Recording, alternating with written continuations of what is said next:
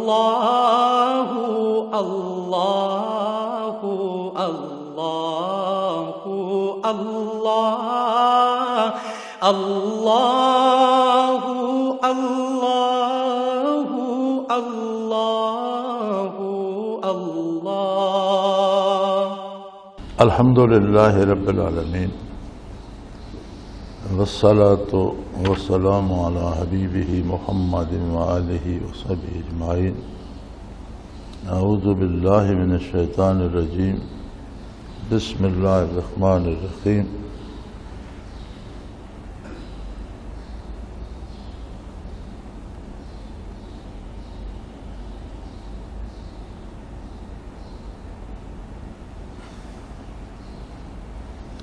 ألم نشرح لك صدرك ووضعنا عنك وزرك الذي أنقض ظهرك ورفعنا لك ذكرك فإن مع العسر يسرا إن مع العسر يسرا فإذا فرغت فانصب وإلى ربك فارغب.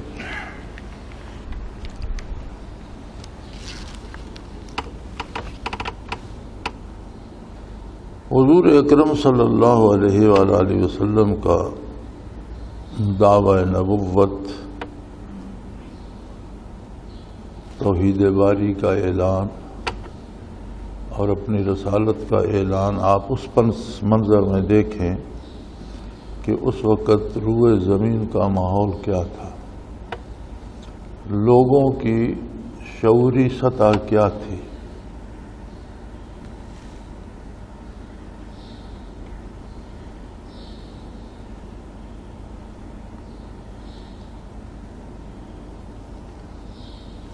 خوگرے پیکرے محسوس تھی انسان کی نظر، وہ اندیکھے خدا کو مانتی کیوں کر. یعنی روئے زمین کا ایک ماحول تھا، جتنی آبادیاں تھیں، جتنے لوگ تھے، جتنی قومیں تھیں، ایک بات پہ سارے متفق تھے.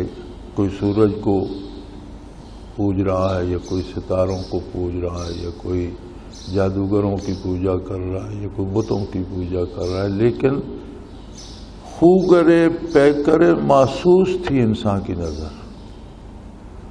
انسانی آبادی ایک محسوس پیکر کو پوجنے کی عادی تھی، جس کے وہ پوجتے تھے. غلط تھا، بیکار تھا، جو بھی تھا، کفر تھا، شرک تھا، لیکن وہ چیز سامنے ہوتی تھی. بت ہوتا تھا، یا انسان ہوتا تھا، یا بادشاہ ہوتا تھا، یا کوئی تصوراتی باتیں نہیں تھیں. اب اس سارے میں یہ کہنا کہ یہ سب غلط ہے، روئے زمین پہ جو سوچ ہے یہ ساری غلط ہے، اور عبادت کے لائق صرف ایک ہستی ہے، واحد ہے، لا شریک ہے، کوئی اس کا ثانی نہیں. وہ کہاں ہے؟ کون ہے؟ وہ اللہ ہے، وہ ہر جگہ ہے، لیکن تمہاری نظر اسے دیکھ نہیں سکتی، تم اس کی مثال بیان نہیں کر سکتے، تمہاری فکر اسے سوچ نہیں سکتی، تمہارا لمس اسے چھو نہیں سکتا.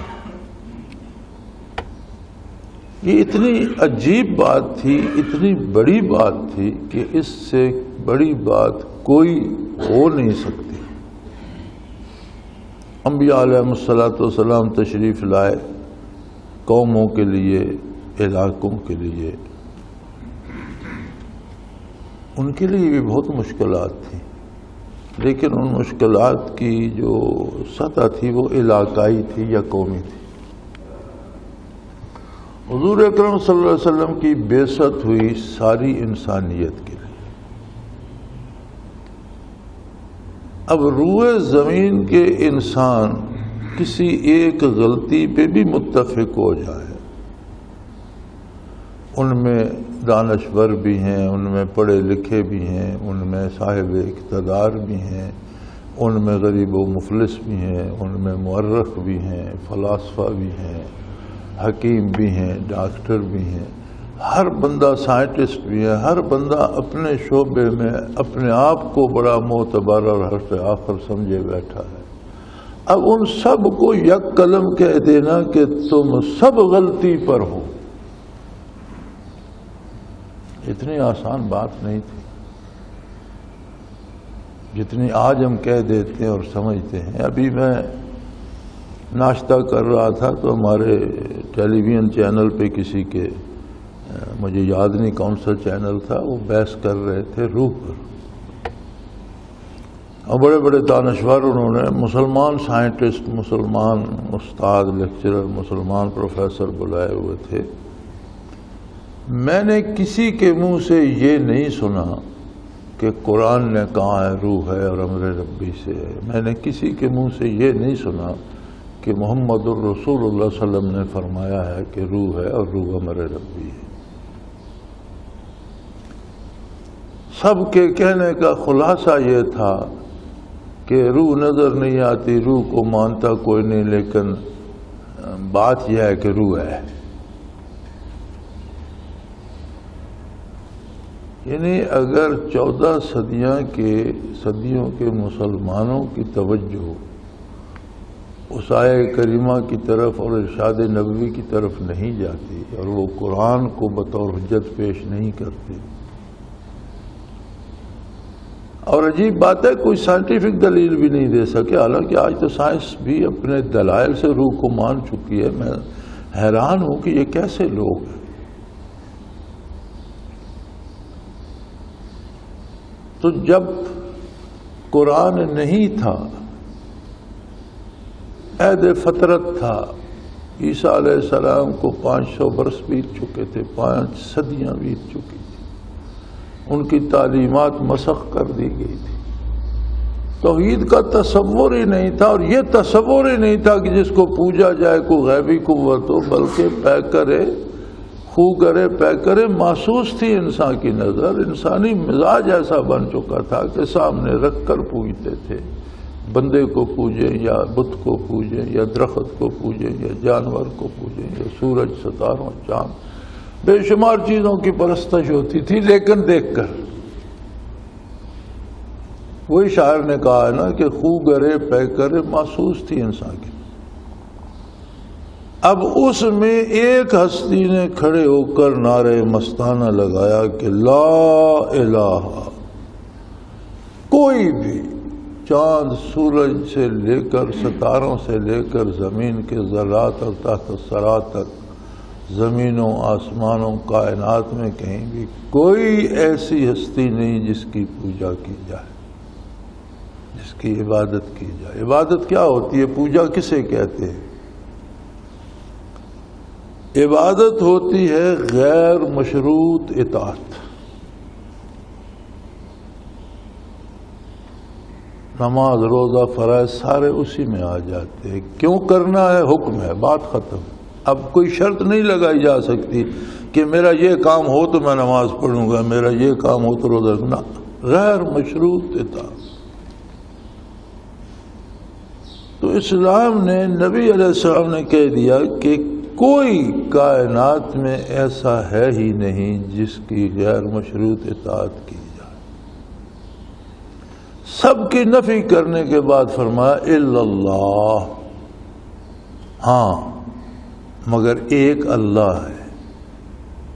اب یہ ساری کائنات کو دھچکا لگا، ساری انسانیت کو بڑا سخت دھچکا لگا کہ بھئی یہ کیا، وہ اللہ کہاں ہے؟ بھئی وہ دکھاؤ۔ ہمیں تم دیکھ نہیں سکتے، تم سمجھ نہیں سکتے، تم جان نہیں۔ اب یہ نعرے مستانہ حضور نے لگا تو دیا۔ ایک تو اس میں مخالفت آئی مادی طور پر، لوگوں نے جو ایذا رسانی کی، سنگ باری کی، تکلیفیں دیں، ایک جاہلانہ جواب جو تھا، لیکن اس کے ساتھ ایک علمی دنیا بھی تھی جس میں ایک سوال کھڑا ہو گیا کہ یہ کون الہ ہے، کیسا الہ ہے جسے نہ دیکھ سکتے ہیں، نہ اس کی بات ہم سن سکتے ہیں، نہ اس کو چھو سکتے ہیں، نہ اس کی کوئی مثال ہے، نہ کوئی تصویر ہے، نہ سمجھ۔ تو ایک علمی دنیا میں بھی ایک طوفان کھڑا ہو گیا، اس کا جواب دیا جا رہا ہے کہ دنیا میں بڑے بڑے عالم، فاضل، فلسفی، سائنٹسٹ، حکیم و دانا، مورخ، اور ان کے بڑے بڑے سوالات تھے.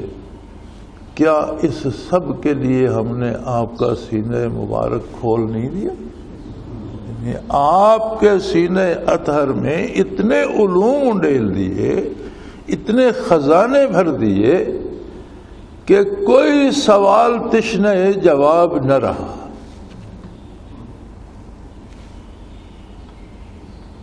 اور یہ کوئی معمولی بات نہیں. وَوَضَعْنَا عَنْكَ وِزْرَكَ، یہ جو پوری انسانی آبادی کے سوالوں کا، اعتراضات کا، مخالفت کا بوجھ بن گیا تھا آپ کی ذات والا صفات پر.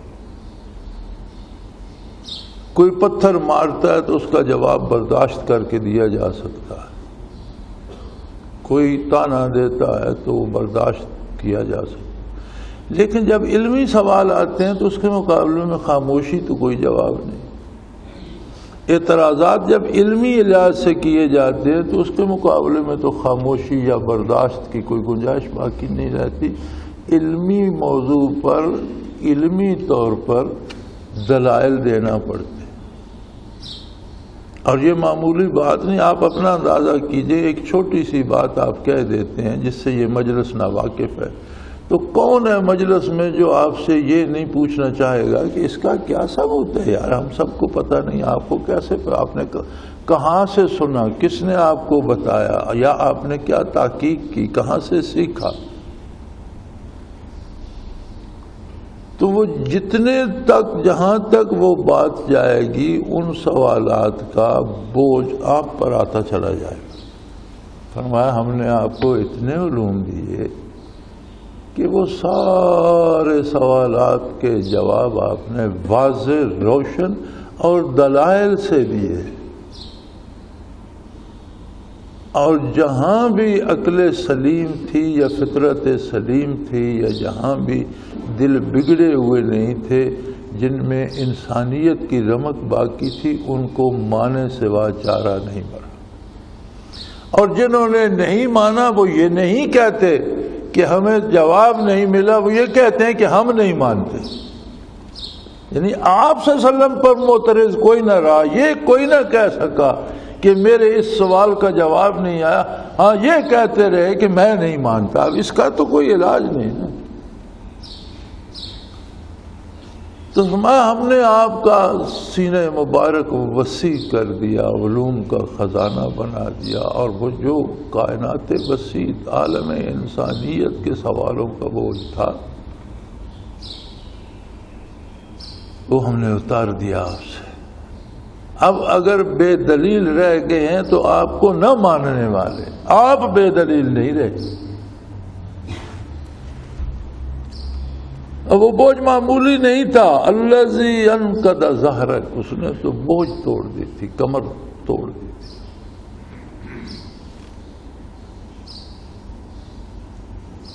پھر ہم نے ایسے جوابات آپ کو عطا فرمائے، ایسے علوم عطا فرمائے کہ آپ ہی کا ذکر خیر ہمیشہ کے لیے کائنات پر سب سے بلند ہو گئے. ورفعنا لک ذکرک، آپ کا ذکر خیر ہم نے ان عظمتوں پہ پہنچا دیا جہاں سے نہ اسے کوئی نیچے اتار سکتا ہے، نہ اس کا مقابلہ کر سکتا.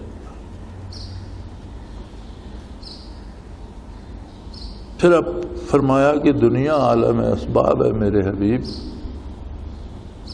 اور میرے بنائے ہوئے قانون ہیں. فطرت جسے کہتے ہیں وہ قدرت باری ہے. قدرت باری کے بنائے ہوئے قانون ہے. فإن مع العسر یسرا، تکلیف بنتی ہے تو اس کے بعد آسانی آتی ہے. ان مع العسر یسرا، یقیناً دکھ بنتا ہے تو شفا ہوتی ہے، بیماری آتی ہے تو شفا ہوتی ہے، تکلیف بنتی ہے تو آسانی آتی ہے. سوال یہ پیدا ہوا کہ روز اول سے یہ سارا کچھ کیوں نہ ہو گیا؟ فرمایا روز اول سے ہونا نہیں، یہ تک اللہ کا نظام ہے کہ جب آپ نے نعرہ توحید بلند فرمایا، سوال پیدا ہوئے، آپ پر بوجھ آیا، ہم نے آپ کو جوابات عطا کر، جب ان کی ضرورت پڑی ہم نے علوم کے خزانے اڈیل دیے اور آپ نے سارے سوالوں کے مدلل جواب دے کر ساری انسانیت کو خاموش کر دیا۔ جو خوش نصیب تھے انہوں نے مان لیا، اور جنہوں نے نہیں مانا وہ یہ نہ کہہ سکے کہ حضور ہمارے سوال کا جواب نہیں دے، وہ یہ کہتے رہے کہ ہم نہیں مانتے۔ یعنی قصور اس طرف نہ رہا، قصور ان کی طرف چلا گیا کہ ہم نہیں مانتے۔ تو فرمایا یہ اس لیے ضابطۂ فطرت ہے، محنت کے بعد پھل ملتا ہے، مجاہدے کے بعد ثمرات ملتے ہیں، تکلیف ہوتی ہے تو وہ رفع ہو کر آرام ملتا ہے۔ نظام قدرت ہے، آپ صلی اللہ علیہ وسلم پر بوجھ آیا، ہم نے آپ کو علم کی قوت دی، اتر گیا، ختم ہو گئی بات۔ بلکہ اس طرح اترا کہ آپ ہی کا ذکر خیر ہمیشہ کے لیے فضاؤں میں گونجنے لگا اور قیامت تک گونجتا رہے۔ اشہد ان لا الہ الا اللہ اشہد ان محمد رسول اللہ، ہر اذان میں۔ اور آپ دیکھیں آپ کی فجر ہوئی، آپ سے آدھا گھنٹے کے فاصلے پر، ابھی آپ کی اذانیں 15 منٹ جاری رہتی ہیں، 15 منٹ بعد اگلے 15 منٹ کے ایریے پہ اذان شروع ہو جاتی ہے۔ آپ اس طرح چلتے جائیں تو روئے زمین پر کوئی لمحہ ایسا نہیں کہ کسی نہ کسی وقت کی اذان نہ ہو رہی ہو۔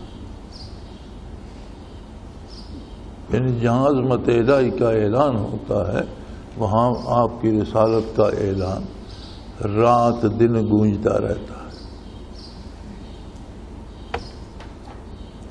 اب ہوا کیا، فرائض کی تعیین ہو گئی، عبادات مقرر ہو گئی، عقائد کی تعیین ہو گئی، اعمال مقرر ہو گئے۔ اب آپ شریعت پہ عمل کرتے ہیں تو ذکر الہی ہے، اب آپ نماز پڑھتے ہیں تو ذکر الہی ہے، تجارت کرتے ہیں شرعی قاعدے کے مطابق تو عملاً ذکر ہے، کھیتی باڑی مزدوری ملازمت شرعی حدود شرعی طریقے کے مطابق کرتے ہیں تو ذکر الہی ہے۔ لیکن کچھ اوقات کھانا کھاتے ہیں سنت کے مطابق ذکر الہی ہے، سوتے ہیں ذکر الہی ہے، لیکن یہ سارے عملی اذکار ہیں، کبھی ان میں بہت وقفہ آ جاتا ہے۔ فجر اور زور میں زور اور عصر میں عصر اور مغرب مغرب اور عشاء عشاء اور فجر میں کتنا وقفہ ہے۔ کاروبار کرتے ہیں چھٹی ہو جاتی ہے، ملازمت کرتے ہیں آرام بھی کرتے ہیں، سارے امور دنیا جتنے ہیں ہاتھ سے کرتے ہیں، آنکھ سے کرتے ہیں، زبان سے کرتے ہیں، ان میں وقفہ آ جاتا ہے۔ جب یہ وقفے آئیں فَإِذَا فَرَغْتَ فَانْصَبْ، جب یہ فرائض و عبادات ہوں یا اعمال ہوں، ان میں جب وقفے آئیں تو وہ وقفہ خالی نہ جانے دیجیے، اس میں عظمت الہی کو قلب اطہر میں بٹھاتے جائیں۔ یعنی کام کا وقفہ آئے، اللہ کی یاد میں وقفہ نہ آئے۔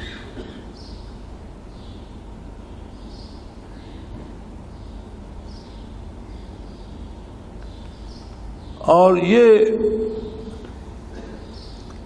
فرمایا فن سب، اردو میں بھی آپ نے دیکھا نصب کرنا، کسی چیز کو پیوست کرنا، قائم کرنا، گاڑ کر کسی جگہ کسی جھنڈا، کہتے ہیں جھنڈا نصب کر دیا۔ فرمایا اسم الہی کو، عشق الہی کو، تعلق باللہ کو قلب اطہر میں گاڑیے۔ اب یہ قرآن کا اور قدرت باری کا طریق ہے کہ جو کام ساری امت کے لیے انتہائی ضروری ہوتا ہے اس کا حکم اللہ کے رسول صلی اللہ علیہ وسلم کو دیا جاتا ہے کہ سب پہ واضح ہو جائے کہ جب آپ کی ذات کے لیے استثناء نہیں ہے تو اس کے بعد کسی کے لیے اس میں سے استثناء نہیں۔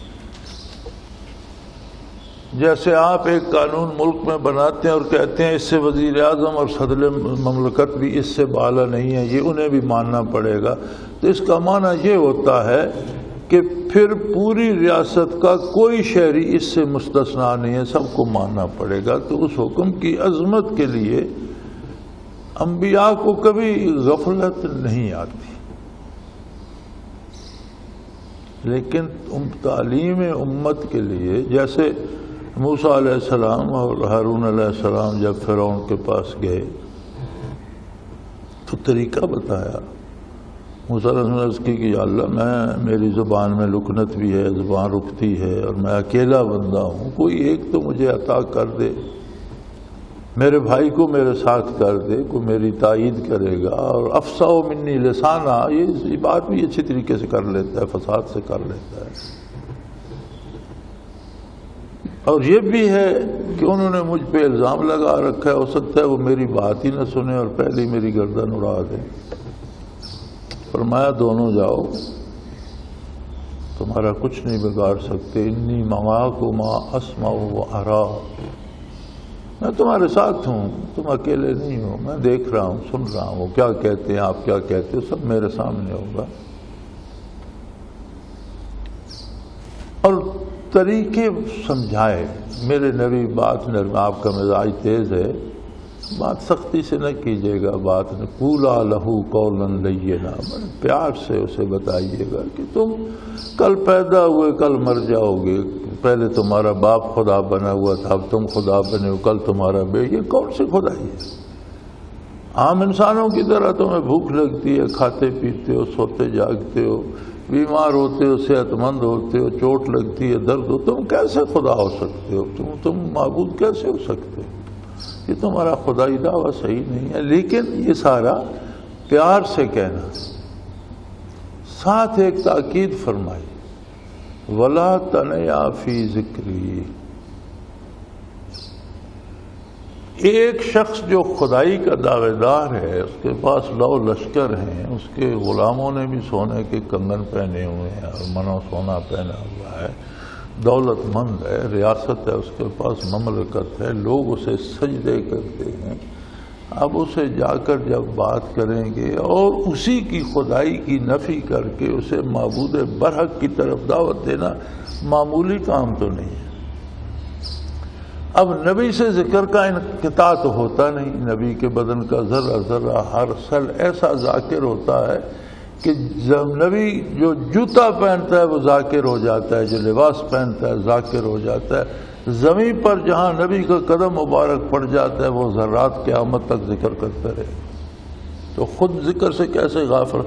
لیکن یہ ہو سکتا ہے کہ ادھر توجہ کم ہو جائے اور فرعون کی طرف توجہ، فرمایا نہیں یہ نہیں ہوگا، وَلَا تَنَيَا فِي، میرے ذکر کی میری یاد کی طرف توجہ کم نہیں ہونی چاہیے۔ اب ولیت ادھر ہو، ثانوی درجے میں فرعون سے بات کرے، وہاں یہ انداز اپنایا، یہاں یہ انداز اپنایا کہ میری یاد کو گاڑ دیجئے دل میں، بات وہی ہے۔ اور سمجھایا پوری امت کو جا رہا ہے کہ یہ ذکر قلبی یہ اتنی غیر اہم بات نہیں ہے، یہ اتنی اہم ہے کہ ہر عمل میں اس کی ضرورت ہے۔ آپ عبادت کرتے ہیں، اس میں حضور قلب کی ضرورت ہے، آپ صدقات دیتے ہیں، حضور قلب اور خلوص قلب کی ضرورت ہے، آپ دنیاوی کام کرتے ہیں، اس میں للہیت اور خلوص قلب کی، لیکن یہ ہاتھ سے زبان سے کام کرنے والی چیزیں ان کے اوقات ہوتے ہیں، درمیان میں وقفہ، وہ وقفہ جو ہے وہ ہاتھ پاؤں آنکھ وجود میں آئے، دل میں نہ آئے، وہاں وہ خدائی ہوتی رہے، محنت ہوتی رہے، تھوڑا چلتا رہے، میری یاد کو گاڑتے چلے جائیں، فن سب گاڑ دیجئے اسے، کبھی اس کے وہاں سے نکلنے کا سوال پیدا نہ ہو۔ وَإِلَىٰ رَبِّكَ فَارْغَب، وہی بات کہ دنیا عالم اسباب ہے، ہر کام کے کرنے کا سبب اختیار کیا جائے گا، لیکن سبب کی طرف توجہ درجہ ثانوی میں ہوگی، اولیت عظمت الہی کو کرنا سبب اختیار ہے۔ اس سے آپ دانے پیسیں گے، آپ آٹا گوندیں گے، آپ روٹی بنائیں گے، آگ جلائیں گے۔ اب ظاہر ہے آٹا پیسا، گوندا، روٹی بنائی پکائی، اس سے بھوک مری، فرمایا نہیں، اس سے نہیں مٹے گی، وہ مٹانے والا مٹائے گا۔ یہ تو تم اس کے حکم کی تعمیل کر رہے ہو، وہ چاہے تو بغیر غذا کے بھوک لگی نہیں۔ فرشتے تو ایسی مخلوق پیدا کر دی اس نے جو نہیں کھاتے، انسان کو بھی فرشتوں جیسی خصلت دے دے تو کیا فرق پڑتا۔ مجھے اس میں گرامی یاد نہیں رہا، میں پڑھ رہا تھا اگلے دن حلیت الاولیاء میں کہ وہ حج کے لیے گئے، حرمین شریفین میں 3 مہینے رہے، 3 مہینے نہ انہوں نے کھایا نہ پیا نہ رفع حاجت کی۔ اب جب رفع حاجت نہیں کی تو اس کا مطلب یہ ہے کہ وہاں جانے سے کچھ دن پہلے انہوں نے کھانا پینا چھوڑ دیا، فارغ ہو کر گئے۔ تو کسی نے پوچھا حضرت یہ کیا، تو آپ خلاف سنت کر رہے ہیں، کھانا پینا مسنون ہے، نبی کریم صلی اللہ علیہ وسلم صبح شام کھاتے پیتے تھے، کم کھانا سنت ہے، بے تحاشا نہ کھاؤ، لیکن بھوکے رہنا تو نہیں۔ جب مجبور کیا گیا تو وہ فرمانے لگے دیکھو یہ جو حرمین کی زمین ہے اس پہ حضور نے 63 برس عمر مبارک کے بسر فرمائے، کہیں آپ کے قدوم مبارک لگے ہیں، کہیں آپ کی سواری کے قدم لگے ہیں۔ میں نہیں جانتا کہ زمین پر کس جگہ حضور کا نقش کف پا ہے، تو میں نہیں چاہتا کہ مجھے پیشاب یا پاخانے کی حاجت حرم کی زمین میں ہو، کہیں ایسا نہ ہو کہ جہاں میں رفع حاجت کروں وہاں حضور کا نقش کف پا ہو، لہذا میں نے کھایا پیا ہی نہیں، مجھے اس کی حاجت ہی نہیں۔ اب یہ باتیں عقل سے سمجھ میں آنے والی نہیں ہے، یہ معاملات قلبی کیفیات کے ہیں، اور وہ توجہ دلائی جا رہی ہے کہ دنیا عالم اسباب ہے، دنیا میں اسباب تو اختیار کرنے ہیں، لیکن جو توقع ہے، امید ہے، وہ وابستہ ذات باری سے ہونی چاہیے، اسباب سے۔ اور یہ تعلیم امت کے لیے ہے۔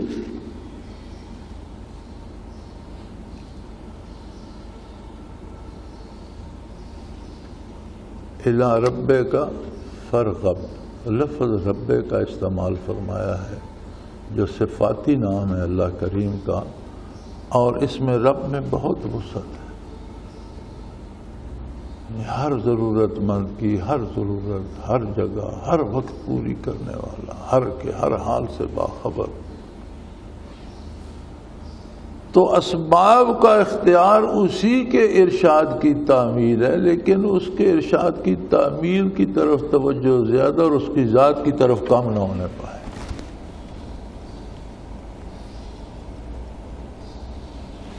تو یہ باتیں کیفیات کی ہیں، قلبی واردات کی ہیں۔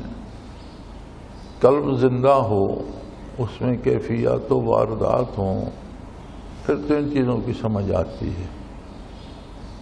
اگر یہ دولت نصیب نہ ہو تو ٹھیک ہے، باتیں کرنے والے کی باتیں سن کے بندہ خاموش ہو جاتا ہے، چلو ٹھیک ہی کہتا ہوگا، کہہ رہا، بات پلے نہیں پڑتی۔ تو اللہ کریم توفیق عطا فرمائے، قلب زندہ دیں، اپنی یاد کو ہمارے دلوں میں نصب فرما دیں، زندگی موت ما بعد الموت یہ خزانہ نصیب رہے۔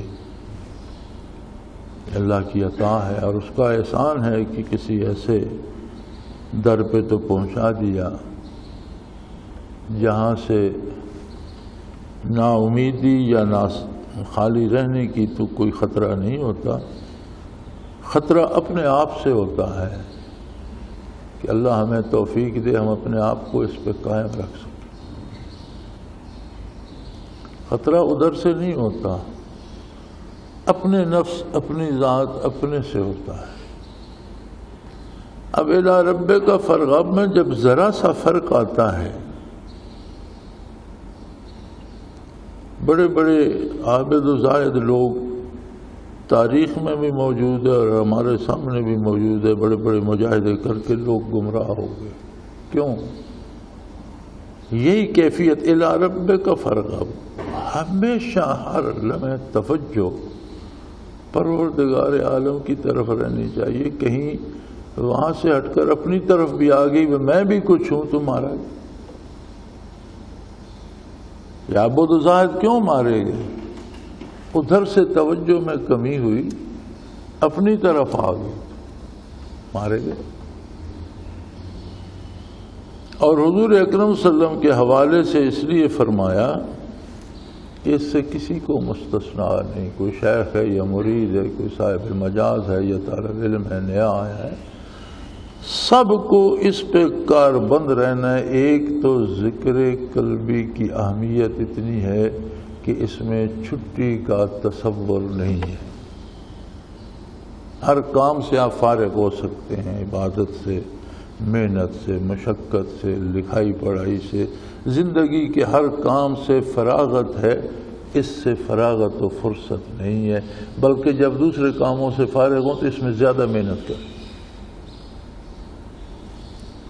اور دوسری بات فرمایا کہ ہر حال میں توجہ اول عظمت باری پہ رہے، توجہ ثانی جو ہے وہ دوسری چیزوں پہ جائے۔ وآخر دعوانا ان الحمدللہ رب العالمین۔